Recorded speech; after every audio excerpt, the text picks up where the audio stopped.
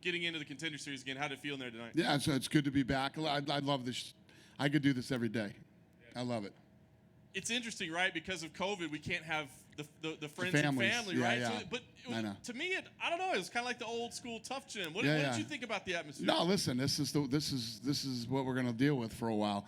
But I loved having friends and family here. It's fun, I think it's so much more emotional when they're here. There's so much invested in every fight with everybody that's in the arena. So I look forward to bringing them back. Difficult at all to go with 4 fights? I mean, I know it's kind of out of your hands. The late replacement fell out. Nah, listen, it's just enough. It's just enough. You get 4 or 5 fights, and it's perfect. Yeah, go ahead. I was going to say, I want to get your thoughts on Uros Medic. I mean, I think they said the star of the show certainly felt that way. 100%. What did you think about him? And, I did a video asking people who should overwhelmingly, everybody wanted him to be signed into the UFC. He was overwhelmingly voted for. So yeah, he fucking right up my alley. I love watching kids that fight like that. Absolute killer. Kicks, punches. It was in submission, rips out of him and makes you pay for trying to submit him. I like everything about that guy. Oh, and when I was just walking by him, he said, "I'm ready to fight again whenever you need me."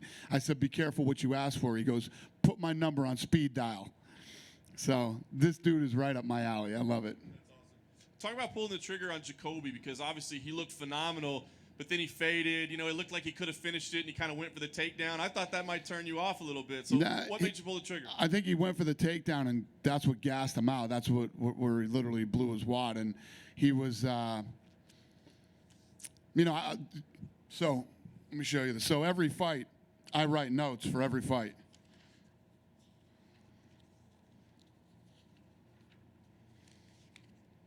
I had no notes for that fight. I was on the fence.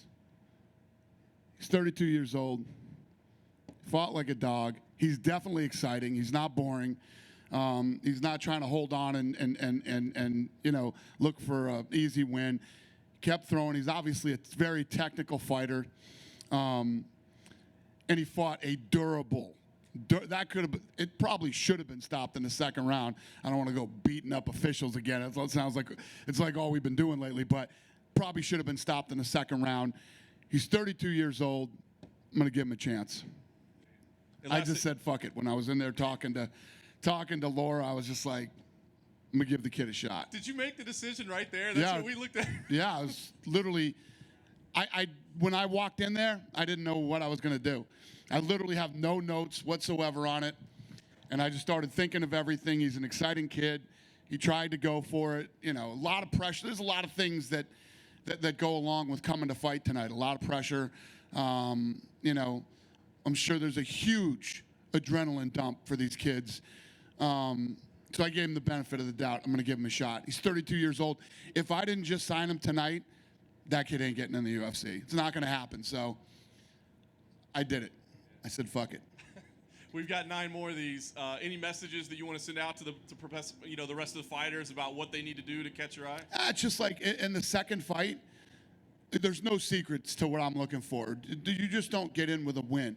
You got to go for the finish. You got to look good. You got to look, and I think the 2 kids that fought in the second fight, I think they're both talented. One of them's only 21 years old. I think they're both talented kids, and they'll probably eventually get here. But when you show up here, man, fucking go for it. This dude, you know what I mean? You got to go for it. I was talking shit. I'm like, he's going to take this kid. This kid's got 5 submissions. You're going to go down into his, and he goes in and fucking submit. I mean, that's what this show is about. That's what this show is about. And, that's what I'm looking for. I'm looking for people to take chances and pull off amazing shit. There is no reward without risk, and that kid's exactly what I'm talking about. Dana right here. Yep. Speaking of the main event, what did you make of Ty Flores' chin after eating all those punches in the first round? Yeah, that's why I say, when I was sitting there deciding on what I was going to do, you got to look at who he fought and how durable that kid was, and that it probably should have been finished in the second round. So all the things added up to give this guy a shot. And speaking on that, you said he's 32. He's been in the UFC before. He fought on Facebook prelims back pre-Fox era. Is he a fighter that you just have to immediately kind of slot into? Not title contention, but you have to kind of give him some name. If he didn't get in now, he's not getting in. So I'm going to give him the shot. And then unrelated to the Contender series, is there any update on Ray Borg? I know he kind of fell off last minute and we didn't really hear from him. I haven't heard anything, so it must be good. No news is good news. And then I think a lot of people were surprised Eric Spicely was released after saying he entered this fight on antidepressants after suffering from concussion-like symptoms and everything after his drawn-win fight. Have you spoken to him or anyone on his team? No. The matchmakers handle that. And then news just broke during this fight that Yair is out of the Zabit fight. Do you know anything about that? He got he had a high ankle sprain and a fracture, so he's out. And then one final one. What do you make of The Rock joining the sporting world as the new owner of the XFL? I think it's interesting, and I think timing is everything in life. And if you look at that thing, other than the UFC, that's got to be the cheapest league ever paid for. And like I said, it's a very interesting time right now. I think that if he acts fast and could pull this off soon, I think it'd be interesting. Will you reach out to him with any advice? What's that? Would you reach out to him? I was supposed to call him yesterday, but yes, I'm going to call him. Thank you. Yep. Dana, Jim Greaseover, Cage Side Seat. I just want to talk to you a little bit about the human element of this. You had a guy who moved to Alaska with a few $100, sleeping on couches. You had a guy who took this on 10 days' notice. This is the UFC. This is a dream come true. I know your backstory. This hits home for you, especially being the underdog. You love the underdog. You love seeing these stories. Can you just talk a little bit about that side of it, about what it means to you to be able to make these guys' dreams come true when they earn it? Yeah, I've been in the fight business my whole life. This is every guy's story, man. Every guy, has struggled and sacrificed and, slept in gyms, slept in cars. It's what this is all about, man. And you're right. I love this shit. This is, they get to come in here. This is their moment. This is their night. They get to shine. What's crazy is, I don't know if most of you know this, but Sugar Sean O'Malley's fight did 5.5 million viewers. Greg Hardy did like 3-point-something million. So these kids, before they even step foot in the octagon, the UFC, millions of people see these fights. And this is the first year this thing's airing in the United States on ESPN Plus, Canada, and Brazil. So it's a huge opportunity, and it's the fast track to becoming known. You literally, look at fucking O'Malley is from season 1. He's the co-main event coming up. Shabazian was just the main event. He's from season 1. That's how fast it happens when you're a part of something like this. So it's a massive opportunity for these kids, and that's why they step up on 10 days notice, and they fight their asses off when they get here. It's a big deal. Thank you.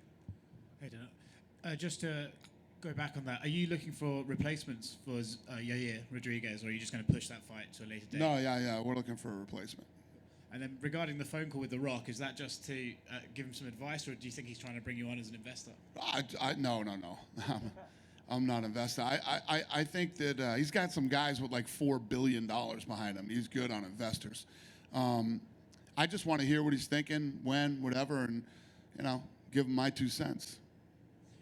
Surely he's going to need that $4 billion, like a lot of capital to set up the bubble thing that we need. You need a lot of spare cash to get that set up, right? What's the question? He needs like serious investors to set up the bubble to get the sports started. Yeah, 100%. Yeah. Yep. Cool. We good? All right, guys. Thanks. Have a good day.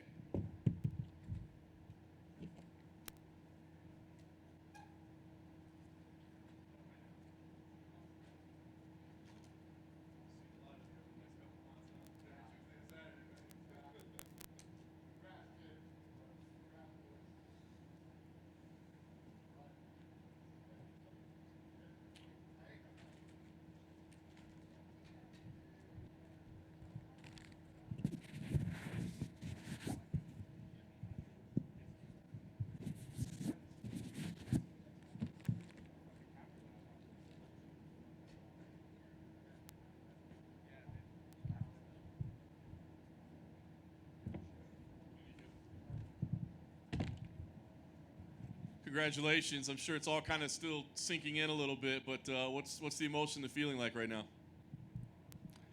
It's a lot of emotions. It's very hard to put into words. I guess happy's the first one. Nervous is the second one. Excited is the third one. I'm excited to have made it, I guess. Dana made it clear he was surprised at your tactics. I mean, was that the game plan going in? Did you think you could just take him down, submit him, or were you trying to stay away from that? 100%. I'm not afraid of anybody on the ground. I train with great black belts, and I've been training with great black belts since I've been 15 years old. I'm not afraid of anybody, especially when it comes on the ground. There's no chance of you knocking me out there. There's no chance of you getting lucky. You have to be really good to tap me. So that was the game plan 100%. And then I guess you made a baby announcement afterwards. Was that planned, or was that the first public mention there? That is the first public mention. Grandma's probably not going to like it that way, but sometimes you just go through your thoughts out loud and caught myself. But yeah, that was the announcement. And last thing for me, I mean, obviously, just coming into the UFC, you're going to kind of take what's given to you. But where do you see your path going from here? I mean, when do you want to make your debut? Who do you want to face? How do you want your career to go? What do you see as your future from here? My future? I'm going to make a bunch of money, and I'm going to get out of here. That's the plan. I'm going to pay these bills. How soon do you want to fight? A little bit longer than 3 weeks, but soon. Over here on the other side. In an interview with my colleague Mike Heck, you said there's less pressure going in facing a fighter with as much experience and a record like him, because if you lose to a good fighter, but if you lose to a bad fighter, you question if you're bad or not. So what's it like beating a fighter with that much experience and that record? I thought it would feel a little different, but honestly, feels the same. I haven't lost yet. I've lost in life, but I haven't lost a fight yet, and kind of just same old, same old. I'm really happy to get the win. I'm happy to get the contract. But he's a good fighter, and that kind of took away my anxiety because I didn't have to worry about losing to a guy who had no fights or who had a losing record. So I kind of just got to go out there and be myself. Does that O in the win column have any added pressure, or do you just not even think about it? It used to give me a lot of pressure, especially when I was like 4-0, 5-0, but it's going to go eventually. And if it doesn't, I'll be making a lot of money. So no pressure anymore. And then the broadcast said compared your demeanor to Ryan Hall. What do you make of that comparison? He's like my hero. I feel like we both seem like we don't care out there. We both don't really get nervous. I feel like my heart rate's maybe 50 beats a minute when I'm out there. You're either going to get knocked out or you're not. There's nothing to get nervous about. And getting knocked out doesn't hurt. So I don't see any reason to stress out when I'm out there. And I hear you have a goal to read like 100 books a year or something like that? Yes. How far along are you now? I'm on 48. In 2020? Yeah. What are you reading now? Right now I'm reading The Dark Tower #4, so that is the Wizard in the Glass. And I'm reading Misery. So Stephen King fan. Yeah, I really like Stephen King. So what's your favorite Stephen King novel? Ooh, so far, my favorite Stephen King novel? The Girl Who Loved Tom Gordon. It's an underrated answer. That's a very underrated answer. It's a really great book. It's an underrated answer. Appreciate you. Thank you. Congratulations, man. Right here, Jim Greasehaber, cage side seat. I just want to, as far as bucket lists go, becoming a dad, getting into the UFC, can you just describe those two and the different and then the similar emotions? Figured out I'm going to be a dad is definitely number one. That's been my dream since I've been a kid. Being a UFC fighter, it's been a dream for 10 years. But I figured out we were pregnant a few months ago, and then we found out I got this shot, and it all kind of seemed to go together. You definitely, definitely feel like a lot of my prayers were answered. I'm like, how am I going to pay for this kid? Well, I have to stop fighting, and then I get the call, and it's all figured out. So that begs the next question. For anyone out there who's struggling, for anyone out there who thinks it might not happen for them, you take this fight, literally 10 days notice, and here you are sitting in front of us with a UFC contract. What would you say to someone out there who's struggling fighting and doesn't seem to be getting the traction that you're getting? What would you say to them in their fight? If you deserve to be here, you'll be here. You don't just get one shot in life. Only the lucky people get one shot. If you are good, you'll get all the shots you need to make it. What do you see from yourself the rest of this year in the UFC? Anybody in particular you wanna face? What do you have? I know you have a plan. You always have a plan worked out in advance, right? Yeah, 100%.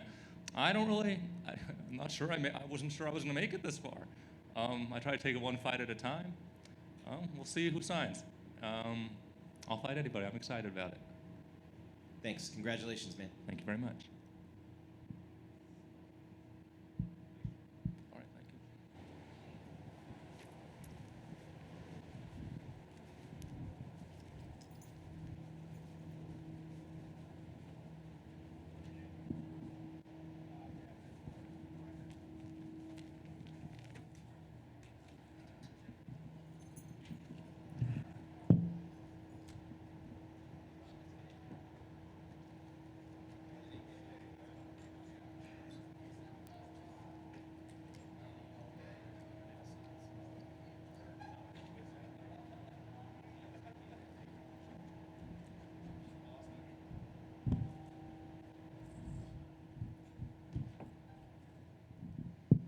Congratulations on the UFC contract. Give me an idea what's the emotion like for you right now? Thank you very much. Yeah, it's a whirlwind. I mean, it's a little wild right now. I'm trying to take it, a little by little, just to put it all together. I mean, I worked on this for a long time. We planned it for a long time.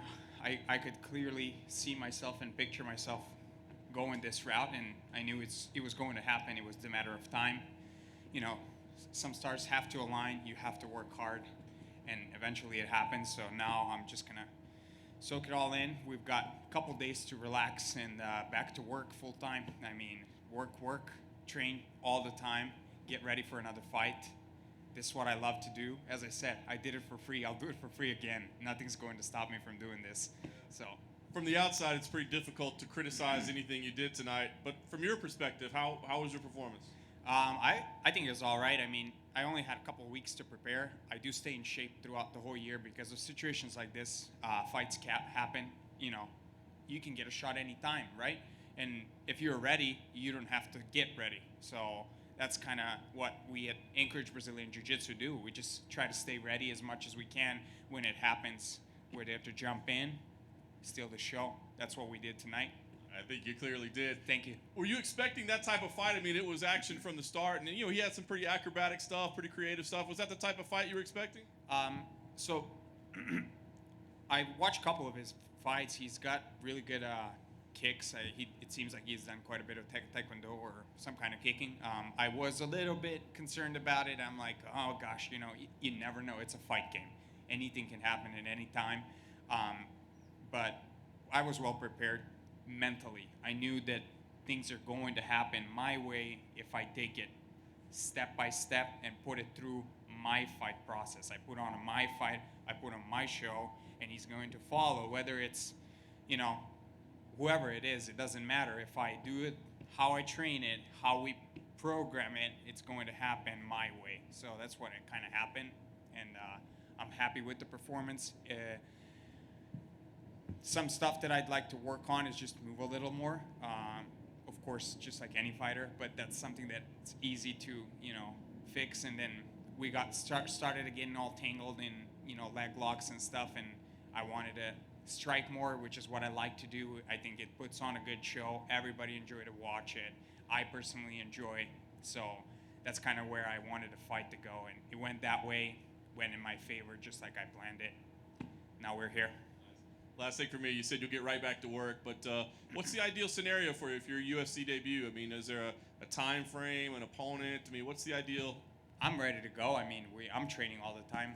I'll be ready, a couple weeks. Give me a couple weeks, and I'll be ready. Again, I'm working with my nutritionist. There's still a lot of stuff that I need to figure out. I've been fighting at 170, and I walk around 175, right? So this is the first cut. I mean, I read all the time. It was me and my coaches at Anchorage Brazilian Jiu-Jitsu, Ryder and Matt. We knew I was going to fight at 155. It was the matter of time and the right opportunity, right? Because, every fighter knows weight cuts. They tend to drain you out a little bit, if I can say it, And it was, as I said, the matter of time when we were going to start doing it, and there was an opportunity, of course, for Dana White Contender Series.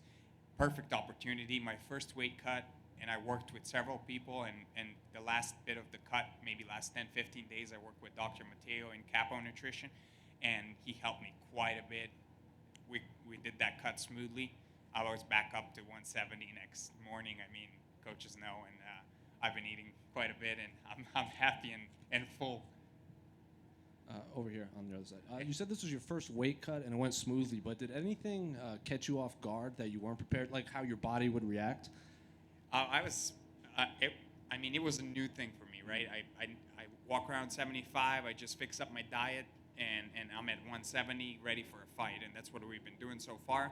And I knew when it's time for the, higher end competition, more exciting fights, tougher fights, I'm gonna go, lower weight class because that's where I'm supposed to be. Because all the fighters that I read about, all the fighters that I follow, all the fighters talk about is cutting weight, and some of the guys that go up to 180 pounds plus, they fight at 155, depending on how their body reacts to the cut, right? And some of them miss the weight because of it. So I always knew I wanted to be at 55, so there's still stuff that I need to figure out the way my body works, what is the proper nutrition I need to intake to get my cut even better and smoothly so I can go to those 5-minute round fights and put on some good show. You said this was a last-minute change-up for you, right, in opponents. Is there any benefits in that, so you don't have to focus so much on what they're doing? You can only focus on yourself? I didn't know for sure if it's gonna happen until the last moment, right? But we talked about the fight, and my manager at All Fight Management, Nicholas Oliver, we talked about making it happen, but we weren't sure, right? I knew there's pandemic. It's different everywhere, every city. So in California, I'm very thankful that Mikey made it up here. I mean, California's not doing that well when it comes to pandemic.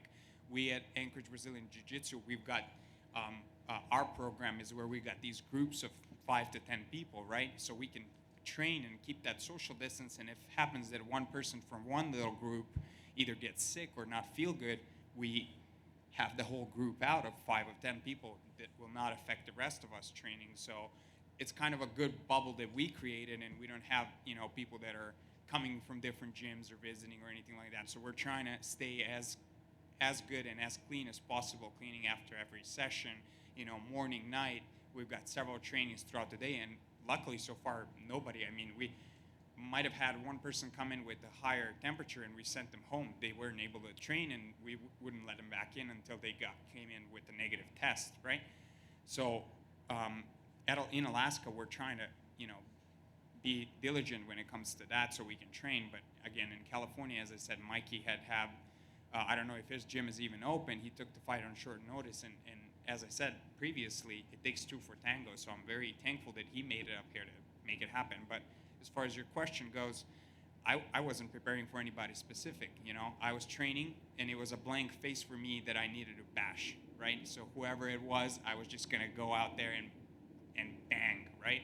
Because that's my shot. I'm gonna make the best of it. If they put 3 guys in there, they're fighting an army of 1,000, because there's people that put in work with me. You can't see them, but they're all right here. I'm in front, right? But there's many people working to keep me where I'm at. And then you said you did this for a long time for free. What exactly did you mean by that? I never got paid for a fight until recent 5 fights. So even like your professional career, you were taking free. Yeah, I've got paid a few $100 here and there, but I wasn't doing it for money. As an amateur kickboxer, I haven't been getting paid. You get a medal, this big medal, I keep them. I have them at home. It's dear to me. I mean, it's worth more than any money that I can get paid right now. But it brought me here. You can't buy this stuff. Every fighter a dream. I mean, just look at this. I mean, the organization. I'm out of words. It's gonna take a moment for me to realize what is actually going on. And then one final one. You said you hadn't seen your family in 3 years, correct? Yeah, it's been a couple years that I haven't seen my family. I've been working with my immigration attorney back in Alaska to have it resolved, and I'm here through the sport and stuff, right? So it's a long process, and then the pandemic hits and everything stops, right? So I planned on going to visit them this year, and my attorney says, don't go. There's stuff going on in the world. Serbia's not doing that well when it comes to pandemic. They're not being as diligent. There's been some protests during pandemic. It's crazy everywhere. I mean, you guys know, everybody watch the news. It's insane. Thank you. Congratulations, man. Jim Grieshaber, cage side seat. Can you just talk about your mindset?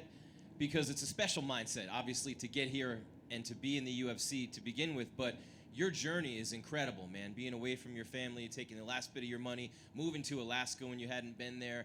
that kind of dedication is what it takes to make it in this world. Can you just describe that journey and how you develop that mindset to overcome anything and go through anything to get here? Thank you. Thank you very much. Yeah. So I got an opportunity to go to the United States. I always wanted to. My mom introduced me and my brother to English when we were young kids, and I watched the shows growing up. OC, like I wanted to surf. I wanted to go to Hawaii. There's stuff that I wanted to do that I didn't have access to over in Europe, right? Not as much, at least. So I got an opportunity to go. I had a few $100, right? My family helped me, and they basically paid for the trip and everything. It was through college, this summer program and whatnot. So I joined a gym, and these guys helped me out, and I've been with them for 5 years almost now, and we've been working on this, and they know I want to be a fighter, and I knew I wanted to be a fighter, and it wasn't as clear of a picture that I wanted to be a fighter back then when I moved, right? I moved looking for myself in a way, and I still fought, right? I visited gyms everywhere I go because it was always a safe zone for me, right? Fighters, if you're into fighting and you know fighters, when you go to a gym, there's respectable, nice people in there. You go there, you find friends. Anywhere in the world you go to a fight gym. If you're a fighter, very easy to earn respect, right? You go put some fist on somebody, right? You go start a sparring, a good matchup, just for fun, training.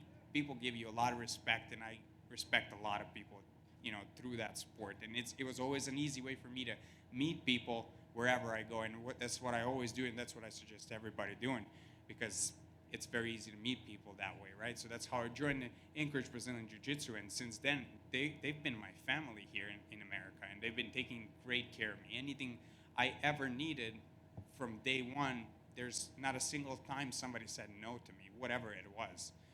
So talking about mindset, there's that moment in your life when you kind of figure out what you want to do, right? Not everybody get to realize that. There's particular moments in our life where you kind of go the route, okay, this is what I kind of want to do. And there's sidetracks all the time. You can go this, that way.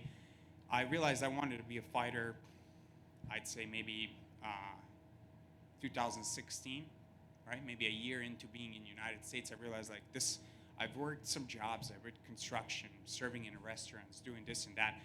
And only thing I go back to is fighting, right? So I'm like, this is the only thing I want to do. I go become a car salesman. I'm doing very well as a car salesman, but then something's bringing me back. I still only want to be a fighter. And I put my time in the gym all the time, regardless.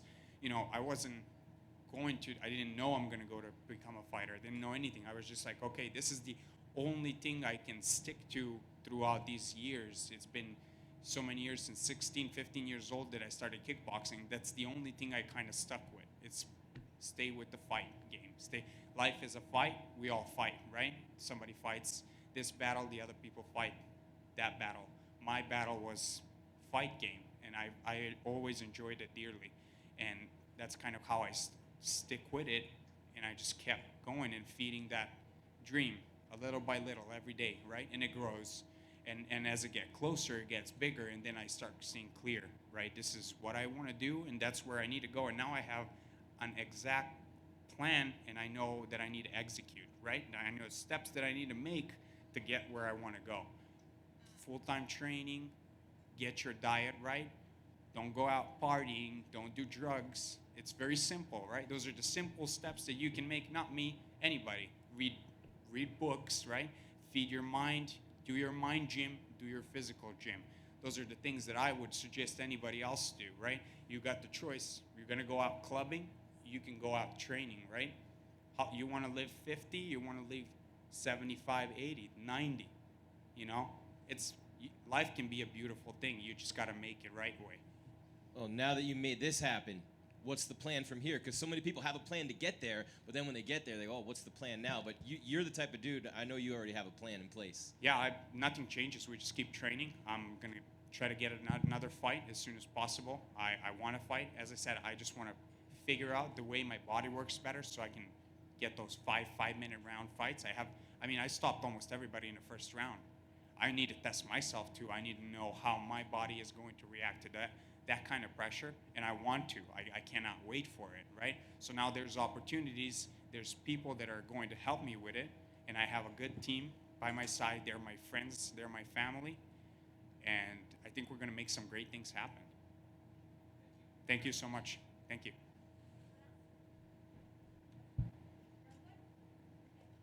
Thank you. Thanks, guys.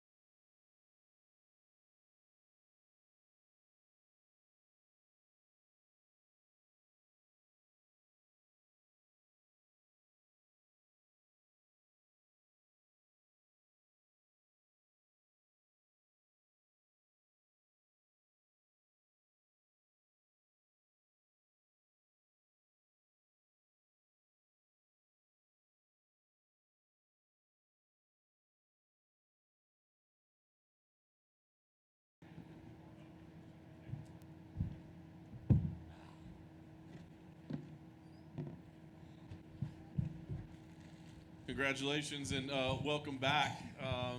Give me an idea, kind of what the emotion is right now after kind of a long journey to get to this point. Yeah, it's been a real long journey, man. Got to the UFC super quick in my career. Was 2 and done.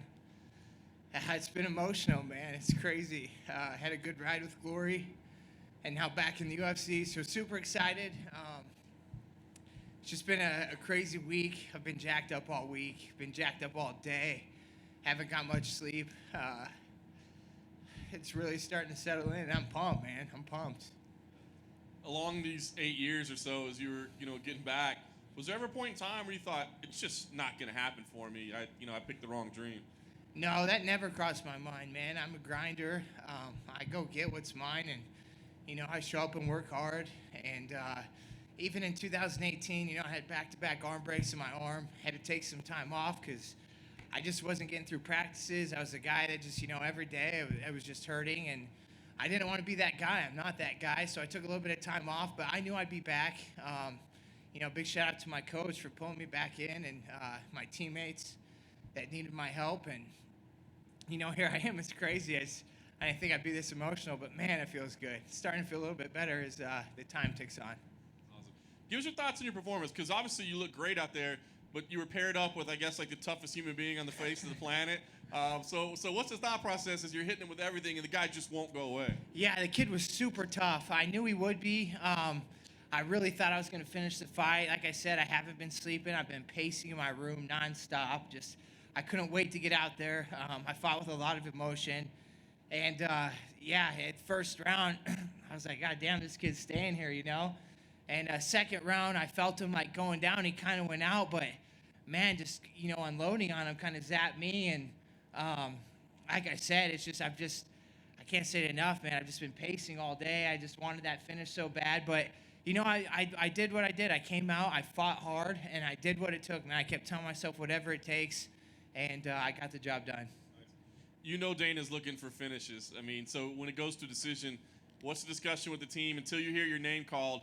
Are you thinking you have a chance, or did you kind of give up? Yeah, I didn't know. I knew, once I was in the third round, dude, I was tired. I was zapped. My energy was zapped. I knew I beat the brakes off him. I knew that I was ahead in the fight. There was no doubt in my mind that I was going to win.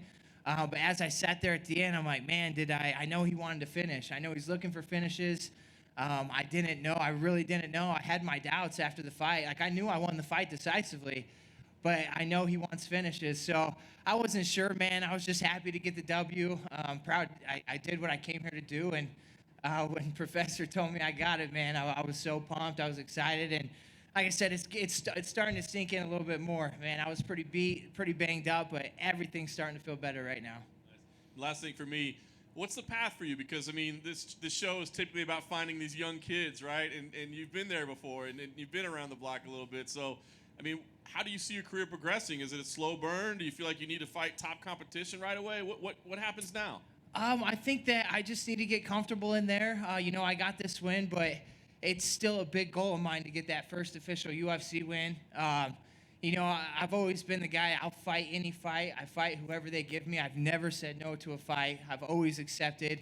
But I would like to, I don't know, if there's a few strikers out there that want to throw down and put on a show for the fans. If they want, whatever they want to do with me. I'm not calling out top 10 right away. If I want to get my feet wet a little bit and have some fun, that's what I'd like to do. But it is what it is, man. Like you said, I'm a veteran. It's not like I'm the 22-year-old anymore. It's not like I'm the 24-year-old. Like, I'm 32, and there's a short window, and I truly believe I'm about to go on a big run and get 5-6 wins in a row, and then we'll talk.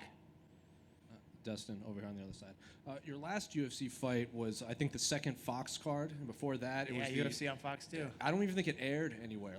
Maybe the Facebook prelims or. It was supposed to be on Fuel TV. Right. If you guys remember Fuel TV, and then it never aired on Fuel TV. And then even before that, you were on I think the Diaz Penn undercard, the Nick Diaz Penn. UFC 137. And so those were two massive cards. You've obviously fought in big arenas in glory, but what's the pressure like coming into this, even with no fans, compared to back then? Yeah, well, back then, I remember, you get in the fighter meetings, and in UFC 137, it was BJ Penn, Nick Diaz, and I'm in the fighter meeting. I'm sitting next to the Diaz brothers. I got Chet Congo. Dana White's walking in at the fighter meeting talking to us, and I remember, man, looking around like, do I really belong here? You know, I had those thoughts going through my head. And I just got there too soon, and you know, it was a blessing to get with Glory and to be able to grow with Glory. And I came in hot, and then I started fighting these crazy good fighters, these European guys, these foreign guys that were just unbelievable. And I took my growing pains, and then I started winning. I went on a 6-fight win streak, and I started becoming the man in Glory. And that's where I really built my confidence, and that's where I get my confidence today. You know, I've been in there with some killers, and I truly believe that, you know, I am the man. Like, when I sit in that meeting, I can't wait for Dana White to come up and give that meeting and just be the man in the arena. And speaking on that, before Flores made the walk, he was showing him training with Overeem, and Overeem was saying all this stuff. He's like, oh, I train with kickboxers. I train with Overeem. Can you prepare for your style of fighting in a camp if you're fighting you? I mean, I guess you can. He does come from a good camp, you know, training with Curtis Blades, Overeem. I mean, Alistair Overeem's you know, there's a K1 kickboxer, the man right there. So I knew he was training with good guys, but at the same time, it's different when you get in there. And once again, I've been the guy that struggled. You know, I say it, my struggle is my strength. I've been the guy that's been knocked out, the guy that's been on the bottom, that's had to rise from the ashes. And I just knew I was more experienced, and I knew he was going to be tough, but I knew he wasn't going to beat me. And then in Glory, you can't throw elbows, right? No elbows in Glory. You threw a few in there. Yeah, I did throw a few, man. It was fun. Yeah, so what was it? Did it feel good throwing elbows again in a fight? Yeah, it felt awesome. You know, one thing I do like striking and boxing gloves better. I like the 10-ounce gloves. So compared to the little gloves, man, I remember my last MMA fight last year. I fought Cody East, a heavyweight UFC vet, and my hands feel like they do right now because I just punched him so many times, man. So that's something that's a little bit different. The gloves, striking the gloves. So I got to, you know, get used to that again. But man, I had fun in there. The elbows are always fun when you can unleash all weapons.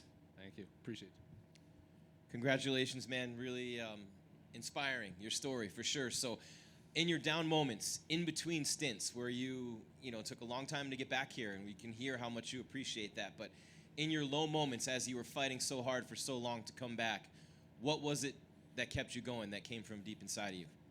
Just the warrior spirit deep inside, man. The athlete that I've been my whole life, the competitor I've been my whole life. You know, I often say fighting's not who I am. It allows me to do the things that I like to do. I mean, I am a fighter. There's no doubt about it. But I'm just a super competitor. I'm very competitive. I don't like to lose. And when you get to mix it up like that, man, I guess I'm half crazy. You know, we all are when we do this, but it's fun, man. I just look at it as a competition, and may the best man win. And now that you're back, does it feel exactly the way you envisioned it feeling, or is it a little different? I know it's a lot different from the last time, but the way you envisioned it over this time as you fought to get back. You know, it does feel different. I just feel more ready. I feel like I'm the man. I feel like I was the man in the arena tonight. I feel like, you know, I'm a main card fighter. Put me in there. It's going to be exciting fights, and I'm going to give it my all. I just feel so much more comfortable. Like I said, man, I've been to the bottom. I rose from the ashes, and, you know, here I am. I just feel like the man. I feel like I belong. Can you just, last one for me, talk about the importance of that confidence? You just basically said it, how important that confidence is. Now you feel like you're the man. That can make all the difference in the world to someone out there who wants to be top level at something, and here you are proving that. 100%, man. You have to truly believe in yourself. And like I was saying earlier, you know, when I was sitting in that locker room 10 years ago, looking around, I don't know if I believed it. I believed in myself. I've always known, you know, I've always been very confident. But looking at who I was surrounded by, I was like, do I belong? And now I truly know I belong. You know, I've been through the ringer, and you know, I just feel like the man. I feel like, you know, I'm that guy that when I step into the room, I'm a part of it, you know? Thank you. Thank you, guys, man. There's going to be more of this. This feels good.